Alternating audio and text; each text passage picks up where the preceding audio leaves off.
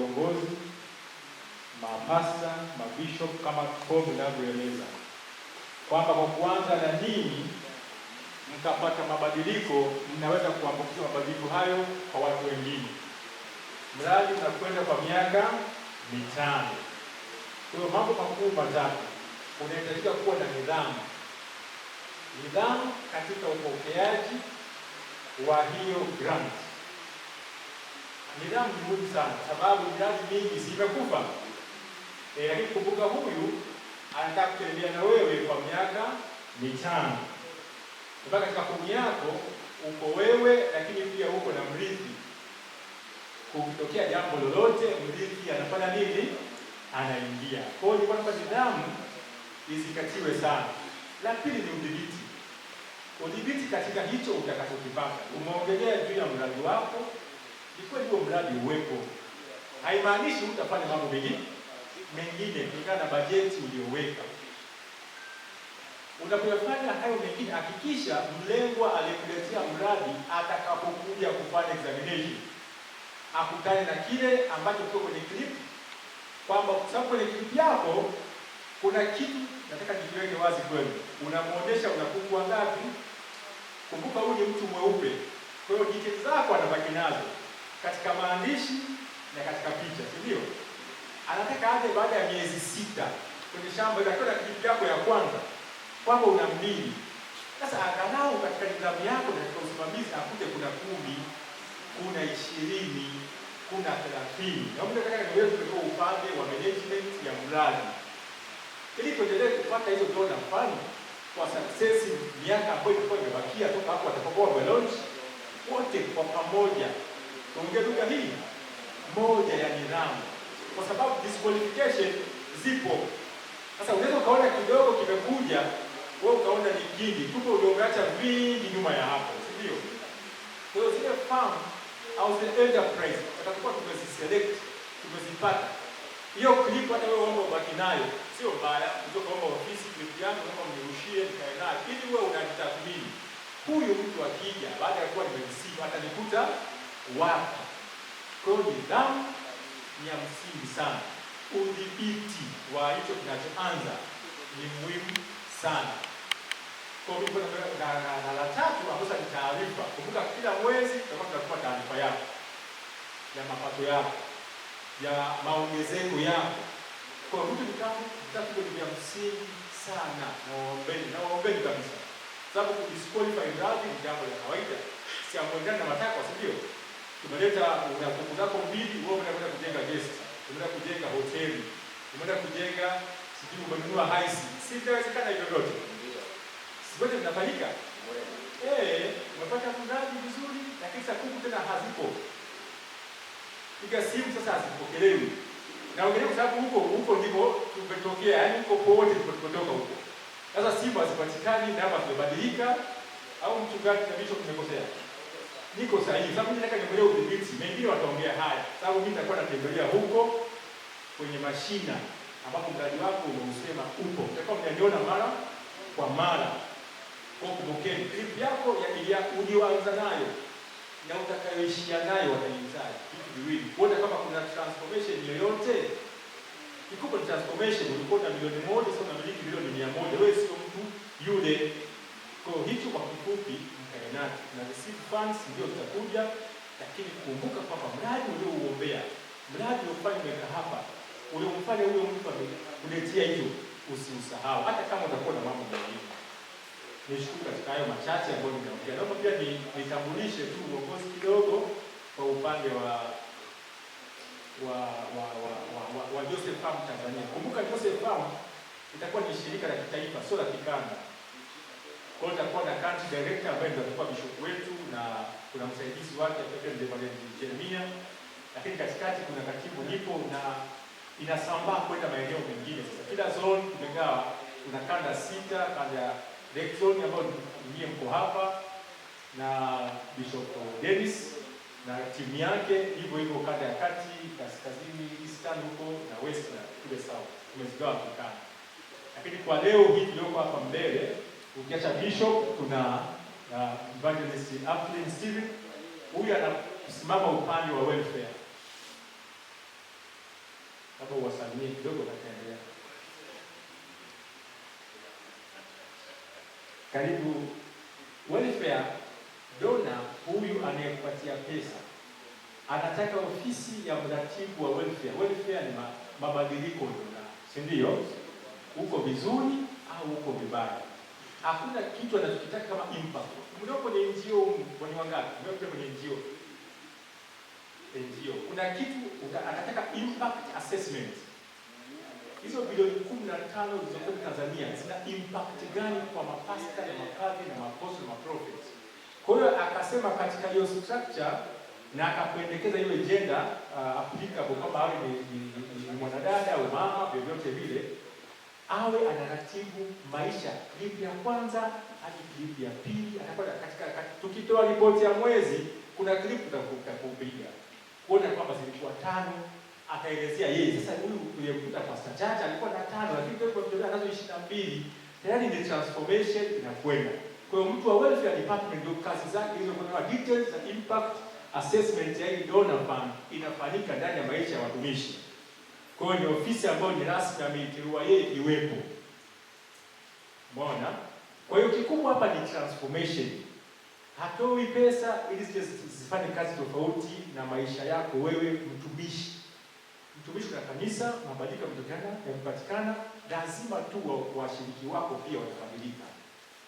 Kwa hiyo ndio hiyo ofisi nimeomba tu kidogo wasalimie. Bwana Yesu asifiwe. Bwana Yesu asifiwe sana. Kama alivyosema mtangulizi wangu ambaye ni katibu wangu, kwa majina naitwa Afrin Steven Okeo, ninaishi Mwanza, eneo la Igoma, mtaa wa Businga, ambayo ni kata ya Buswelu. Bwana Yesu asifiwe. Kwa hiyo naomba tu ushirikiano wenu katika kufanya hili jambo liweze kusonga mbele vizuri kama tulivyolianza vizuri. Mungu awabariki. Kwa hiyo kwa kumalizia tu mimi naomba udhibiti nidhamu katika funds zinakuja successfully baada ya kuwa launch imefanyika. Kwa hiyo sio ishia tu kwenye kuona kama imetosha, watu wanaendelea mbele na tujui tu tukamfurahisha ikawa 10 years. Kwa kama una mpango wa miaka 10 wa kureceive grant, hivi Bishop Chacha tunataka nini? Kumbuka ni grant, sio loan. Ni grant. Amejaribisha tu 5 years. Sasa akisema nimependezwa na Tanzania. Sababu tulikuwa tunashindana, kuna Uganda nao wako kwenye launch yao. Tanzania ndio tunaanza. Lakini tukawa tumemimpress tukapata 10 years ya grant. Na hatuwezi kujua inaweza ikapanda ikafanyaje. Kwa hiyo tukiwork as a collective kama familia moja wenye nia. Una shida wewe kupiga simu, kuna uongozi jamani mimi na shida. Inawezekana tumeteleza. Sisi wote ni waumini wa Mungu huyu mmoja. Tunasaidiana. Ili ripoti ikitoka inatoka nationwide very successful. Kwa mimi waombe katika hili, lakini piga simu, kuna shida, labda umeteleza, ukufanya inayotakiwa, toa taarifa mapema. Basi niishie hapo, nimkaribishe Bishop kwa ajili ya kuendelea kutoa makofi kwa Bishop.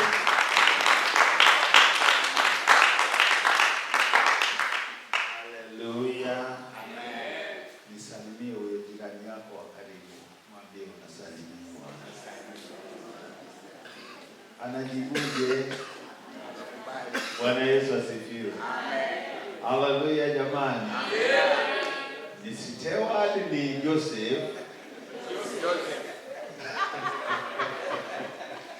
Amen, amen, amen. Nishukuru Mungu. Watu wa Mwanza, Mungu awabariki sana.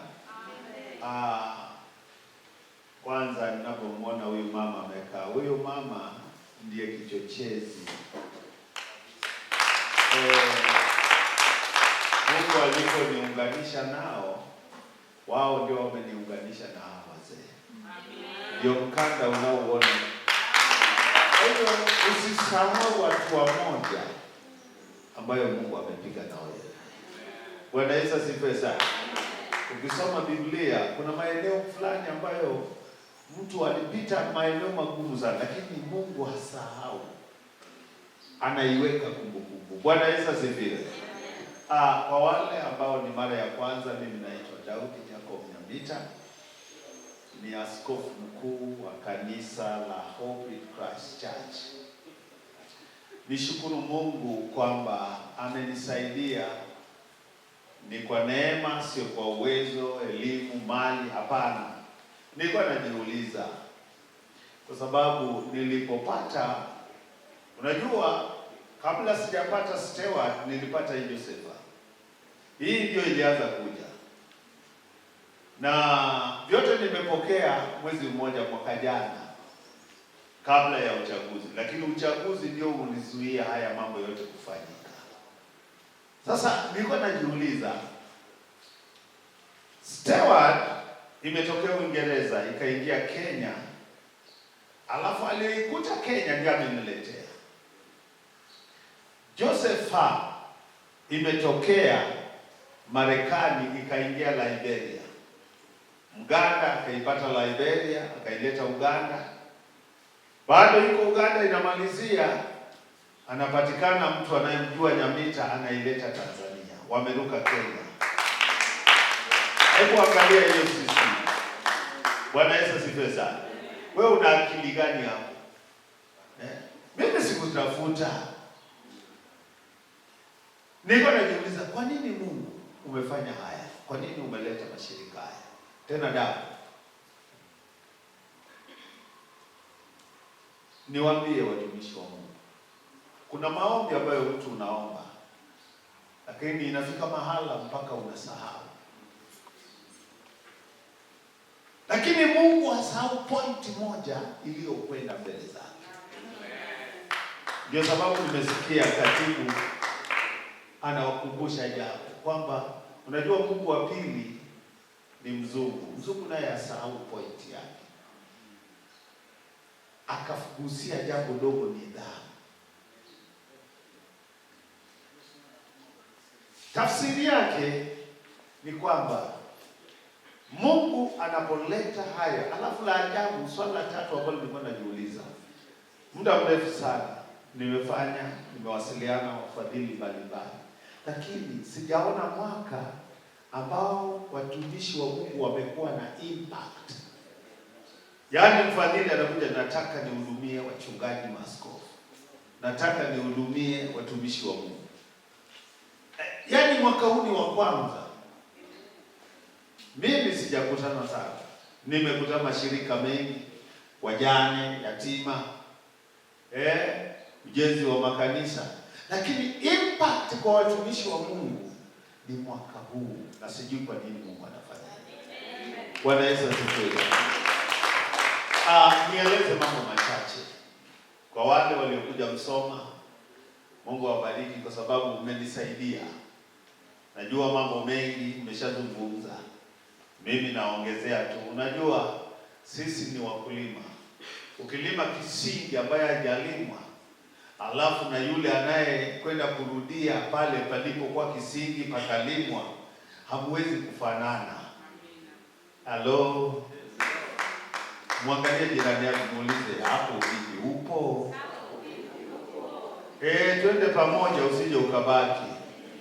Biblia inasema wawili hawawezi kwenda njia moja bila kupatana. Tupatane twende. Mimi nilitaka kueleza nini maana ya Josefa. Leo sikuja kuhubiri Injili, sikuja kuhubiri ushuhudiaji. Najua ni mashirika ambayo nimefanya nayo kazi hapa Mwanza. Tumeendesha semina kubwa kubwa. Na ni kwa nini nilipokea shirika hili? Joseph Farm ni maono ya mtu mmoja Marekani aliyepata maono juu ya watumishi wa Mungu na mapito wanayopitia, na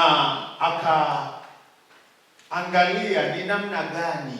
Unajua wengine tunalilia umaskini hapa, lakini wengine wanalilia nifanyie nini pesa. Yaani ana pesa hajui cha kufanyia. Sasa ukisoma katika kitabu kile cha Isaya ile 45, soma mstari wa kwanza, wa pili, wa tatu.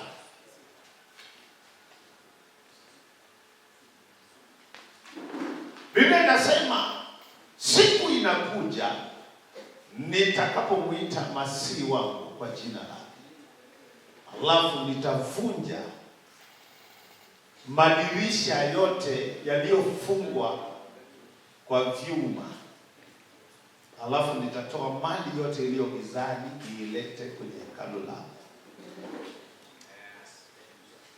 Kuna vitu ambavyo mtumishi wa Mungu unapofanya usimtangulie Mungu, lakini mwachie Mungu nafasi. Mara nyingi sana katika maisha yangu ya utumishi nimekuwa sana ninafuatilia, napenda sana kufuatilia walio mbele yangu. Siku moja nilikuwa namchengesha mama Isaya, namuuliza, unakumbuka ile suti tuliyoanza nayo na marehemu?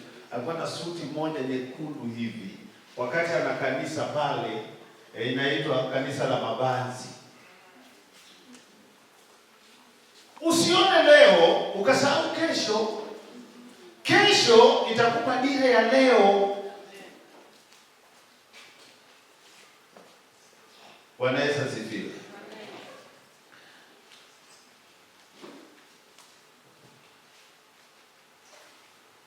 Nilikutana na maono ya Joseph kabla sijakutana na maono ya Stewart.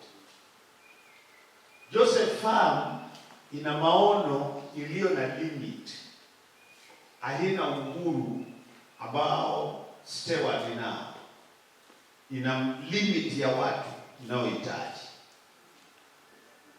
kwa muda maalum, alafu inahitaji ijue kila mtu na kazi anayoifanya, ijue unafanya kazi gani, na itachukua video. Na ndio kazi ambayo leo imetuleta. Hatukuja kufanya semina, ila kwa sababu sio wote waliokuja msoma, ngoja nitoe briefly, kwa sababu Watanzania wengi wamejua ukitoa pesa kwenye shirika umepigwa. Nikukumbushe jambo. Kwenye madhabahu haya ukishasimama hapa, labda hiyo kanisa isiwe na maeneo haya. Kanisa lolote ambalo kuna maeneo la madhabahu sio tena mali yako. Ukiwa pale, wewe ni mali ya nani? Usimsaidie kulinda chochote hapa. Na ukiona mtu anachezea hapa, mpe huruma, hata kama ni mzungu. Madhabahu yanalindwa na Mungu. Mtu aliyejua hiyo, ndio sababu Daudi alipokuta Saulo amelala wakati anamfukuzia ili amuue Daudi akawa ameingia kwenye shimo. Alipotoka akakuta amepigwa usingizi na amelala fofo. Daudi alikumbuka Mungu. Alikuwa na uwezo wa kumuua, lakini alisema huyu ni mnabii wa Mungu. Hata kama amekosa, siwezi kunyanyua mkono wangu juu yake. Akakata kakipande tu kavazi lake, akawaambia wanajeshi wake twende. Alipofika mbali, ndiye akaanza kupiga kelele, anamuita. Ndio Sauli aliposhtuka, anasikia sauti. Sauti ni kama ya Daudi. Akamwambia, mtumishi wako hana neno na wewe. Kama ningekuwa na neno, hebu angalia vazi lako, leo ningekumaliza.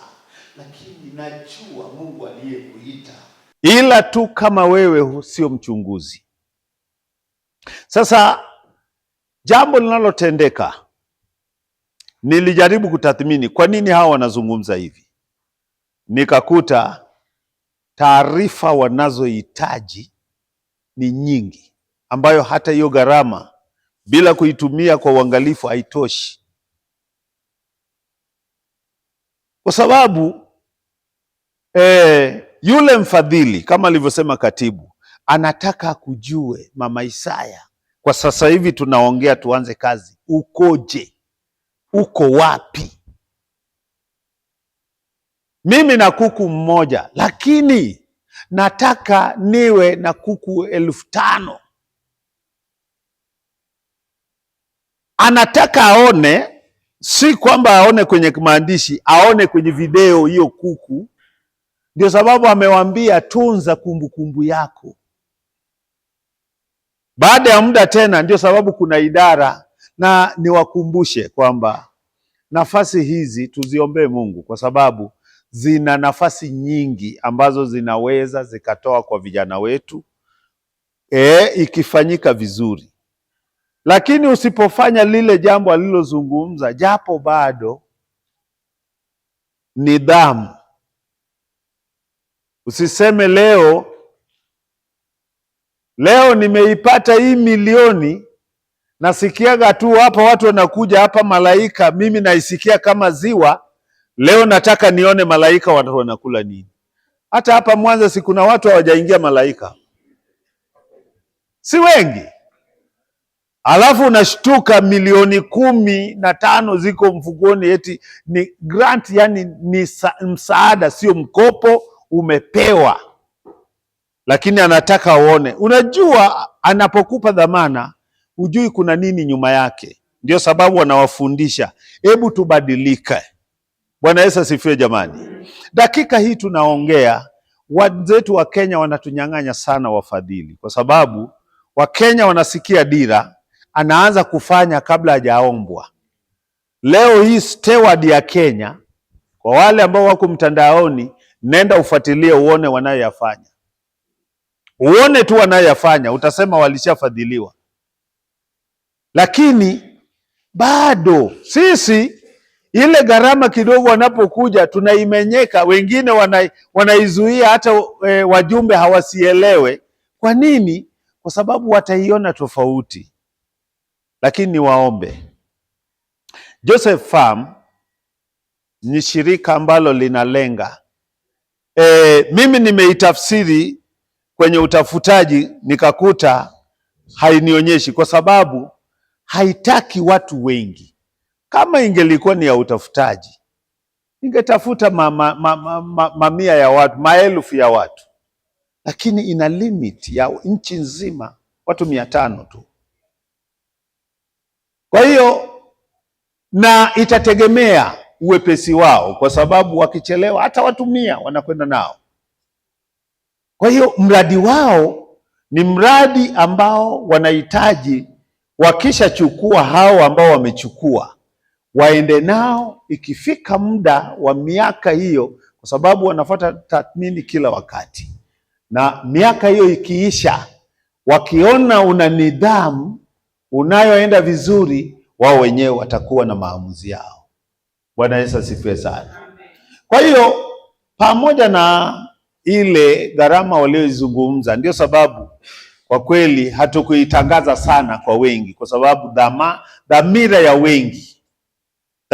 wengi. Sisi pale Msoma, mpaka askofu mmoja amekuja, amelipia form, yani ile form ni kama gharama ya partner.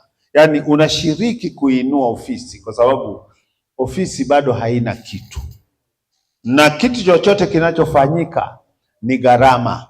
Kwa hiyo anayeshirikisha ile fedha inasaidia. Taarifa yako hii inadownloadiwa, inatumwa Marekani. Sisi tunatuma Uganda. Uganda wanatuma wapi? Bado ofisi yetu inaunganishwa na wapi? Sasa tukishaunganishwa watakuja, wakija Tanzania itasimama kama Tanzania. Kwa hivyo nchi yetu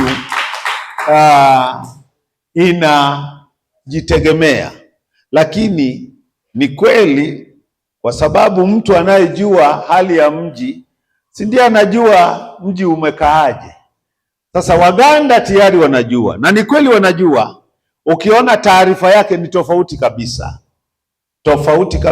na taarifa tulizozoea. Jinsi hata kazi ambayo tutafanya leo ni tofauti kabisa, wala sio kazi, ni kazi ya dakika 1 hadi 1:30 tumemaliza taarifa yako, kwa sababu tunapenda tu tujue una nini na una maono gani na unataka ufike wapi. Hiyo ndio tutaeleza. Ukisha tuambia sisi tutaeleza, video inachukua hiyo video, ndio tunawarushia, wanaona na t-shirt yako na jina lako kwenye nembo. Si kila t-shirt na jina. Kwa hiyo hatuwezi tukahoji mtu bila kuwa na t-shirt iliyoandikwa jina lake. Bwana Yesu asifiwe. Kwa hiyo kazi ambayo leo tunayo kazi ya kuwatembelea wale ambao walishajaza fomu, na nadhani coordinator wetu wa mkoa amewaambia kweli.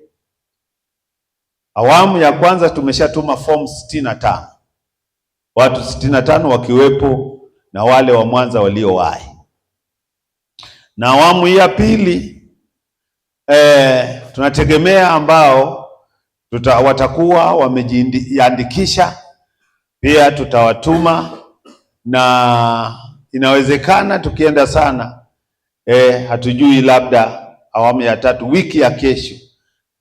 Sio program ambayo tutaenda nayo sana, tutaenda hatua kwa hatua. Bwana Yesu asifiwe sana. Kwa hiyo niwaombe wale, Joseph Farm ni shirika ambalo ni jipya Afrika imeanza Liberia, tayari inafanya kazi, na Mganda alipata maono kutoka wapi? Liberia. Hata Uganda hawajaja, lakini ndio sasa wanakuja. Uganda wameshamaliza registration zao, wameshatuma taarifa zao. Ni kama jinsi Steward tulivyopokea, Wakenya walikuwa wameshatuma taarifa zao, sisi ndio tumeanza. Sasa walipo maliza wakapata habari ya Tanzania, ndiyo rafiki akatushirikisha. Ilikuwa ni zamu ya Wakenya, lakini Mungu kwa sababu alitaka. Kwa sababu niliwaambia sana, unapokuwa mtumishi wa Mungu usione jambo ukalichukua la kawaida. Biblia inasema wakati Musa alipoona moto, wakati ambao mawazo yake ilikuwa bado hajatathmini maana ya moto, hakusikia neno, lakini alipokuja kutafakari moto huu ni wa namna gani, Mungu akaanza kuongea naye. Kwa hiyo mashirika haya ni yenu, uyaombee Mungu. Na unachofanya hata wewe, mimi wakati nilikuwa na bado nilikuwa naona kama gharama, mpaka nikaongea nao labda tufanye 20. Akasema kazi iliyoko hapa ni kubwa. Na ni kweli, baada ya kuona makatibu wangu hawa walikuwa natoka ofisini saa 2 usiku, saa 3, tangu saa 1 asubuhi wako pale. Hata wewe jamani, ubinadamu ulionao, hata ukiacha mengine, kweli utakaa wiki nzima unakwenda unashughulika taarifa za watu, hakuna hata chai, hakuna hata kitu cha kutumia. Kweli utaweza? Na nyumbani umeacha, unatoka hapo hata ile ya dagaa hauna. Kweli itawezekana? Na hizo taarifa unazidownload, unazipeleka, wale sasa hawajui kuomba kwako. Kwa hivyo umuhimu wa kushirikisha kulingana na maono haya, kushirikisha gharama ni mkubwa sana, lakini mimi sioni kama mkubwa, kwa sababu wanachokizungumzia, jamani, wewe utazungumzia shilingi 50,000, mtu unamuomba milioni 10, milioni 15. Kuna uwiano jamani? Haina uwiano. Kwa hiyo tufanye kwa imani. Pasipo imani haiwezekani kumpendeza Mungu. Hiyo ndio full stop. Tuanze kwa imani, tuende kwa imani. Kwa hivyo baada ya kusema hayo, baada ya hii ziara, inawezekana yupo kiongozi wa East Africa atakuja, nadhani tutakuja naye mpaka hapa, anakuja kuwatembelea, na baada ya yeye inawezekana Mungu atakavyopenda, lakini inawezekana atawaambia nini kinafuata. Kwa hivyo baada ya maneno machache hayo, leo hatukuwa na semina kubwa sana. Labda kama kuna mtu ana swali moja mbili, tunaweza tukapokea tukasaidiana, ili angalau tuanze zoezi letu mapema.